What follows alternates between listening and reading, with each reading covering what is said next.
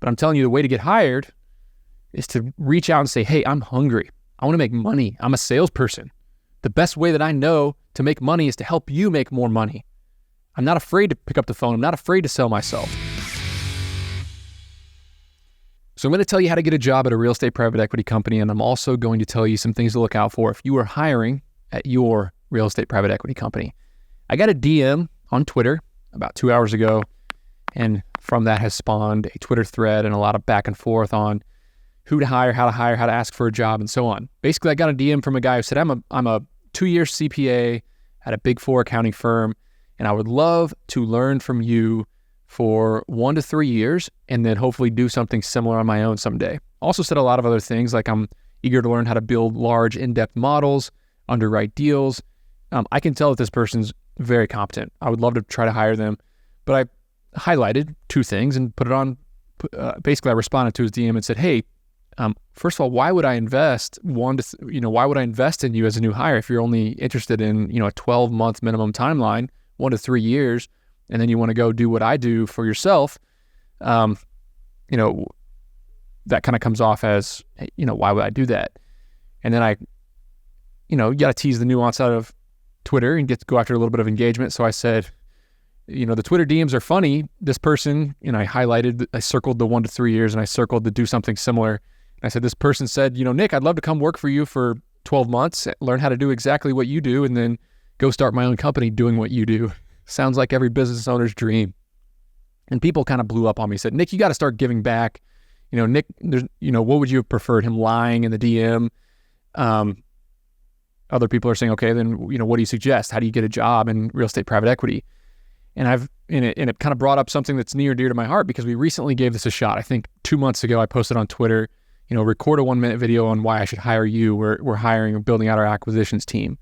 And I probably got 50 plus 1-minute videos with competent folks who I should hire.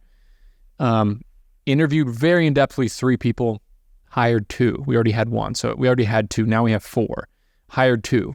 A 21-year-old, actually both 21-year-olds, one still an undergrad in college, one that had dropped out of college, both on a base salary and a bonus commission on, a certain amount of basis points to close deals. Now, one of them said, Nick, I'm hungry. I want to earn money. Like, I want to make money. I'm a good salesperson. I'm not afraid to talk to anybody. I'll outwork everybody. The other person said, Nick, I don't care about money. I'll come work for you for free, which we didn't do, by the way. We set them up on the same structure. I'll come work for you for free. I'm still a student. Give me a chance to learn from you. I'm eager. I'm so excited to learn. I'll outwork everybody, blah, blah, blah, blah, blah. So we're about a month from that day. We're about a month from the day where we hired both of those people. And one of them has earned $30,000 in commission. Well, in deals that are under contract that will close within 60 to 90 days. The first month, one has earned $30,000 in commission. The other one has quit. The learner was the one that quit, and the earner was the one that survived. And just as a response to these DMs on Twitter that were so, Nick, you got to give back. You got to, what's the matter? What are you afraid of? The best operator may win. Why are you afraid of your employees leaving you? And that's not the case at all. To be very clear here, I don't have a scarcity mindset. It's not the competition that bugs me. I know that my employees will leave to do bigger and better things. We've had it happen in the past. We've been in business 10 years. We've had several employees, 5+ that have quit management roles at our company to go on and do bigger, better, exciting things. I mean, it stings. But on the other hand, that's one of the most exciting things about what I do.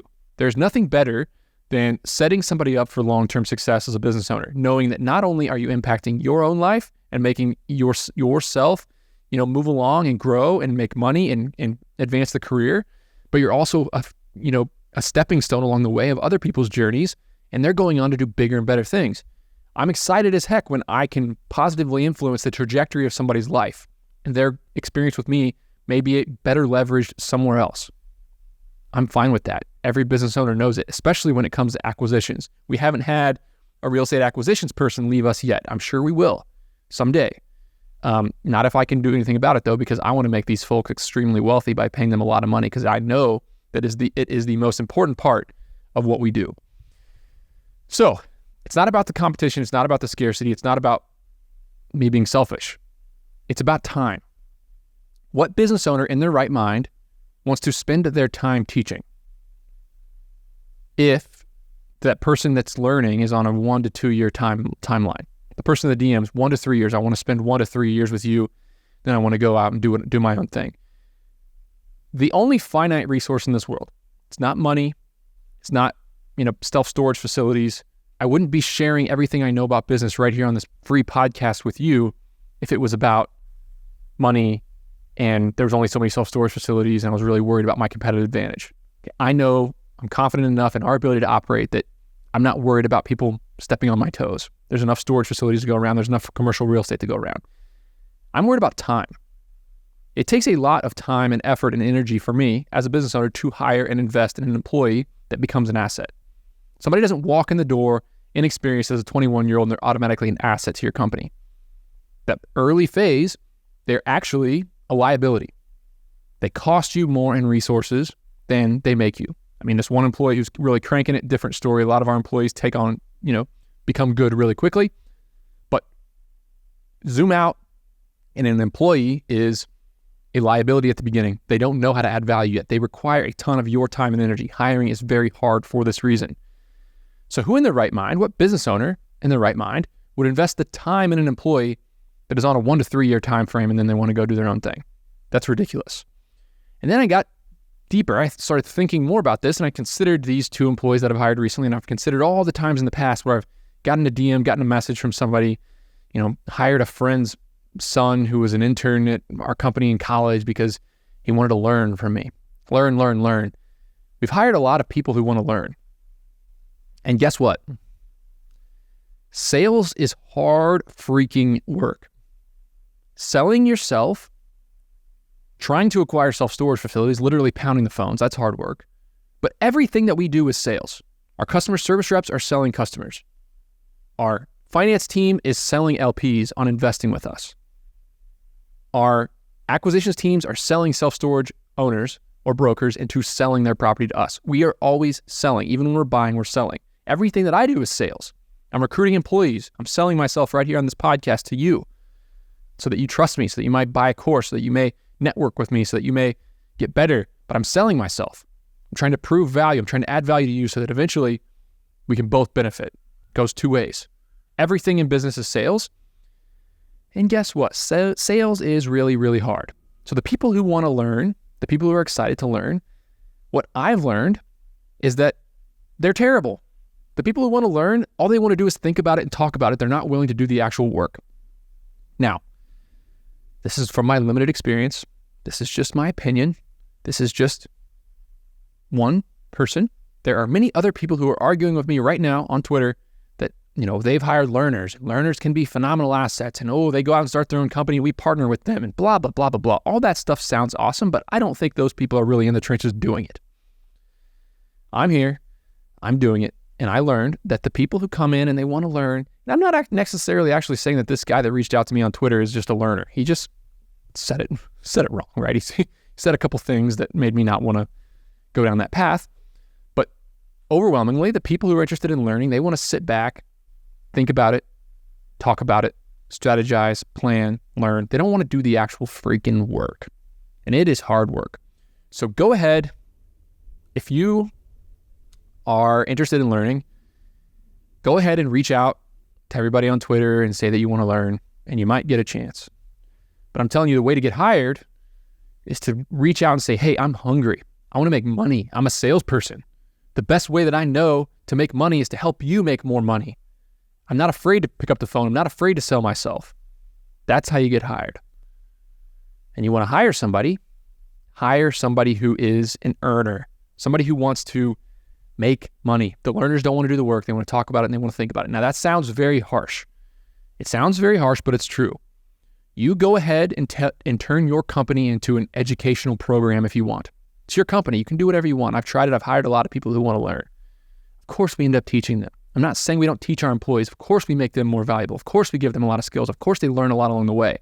But they're here to work for me to earn money and to learn and to earn money and to provide, and they're hungry. That's why they're here. The learning comes with that. If you come in to learn, those other things don't necessarily come in with it.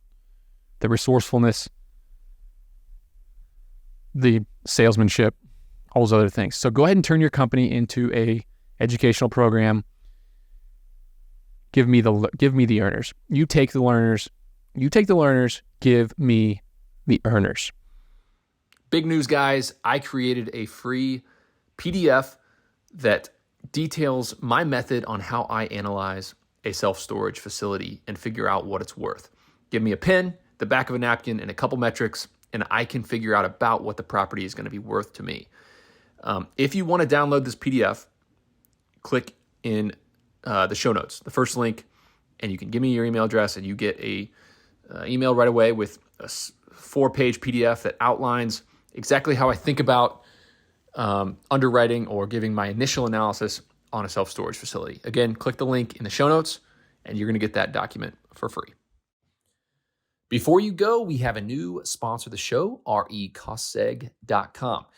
And if you bought a piece of real estate, you need to get a cost segregation study done. It's what allows you to get all that sweet, sweet bonus depreciation, and it's how real estate investors like me and many others pay almost nothing in taxes on an annual basis. You can cost seg a single-family rental, a short-term rental, or a large commercial property. recostseg.com is affordable and aggressive and super fast to turn them around. They've done 10+ cost segs for me this year. They're going to do many more for me. Visit recostseg.com to learn more.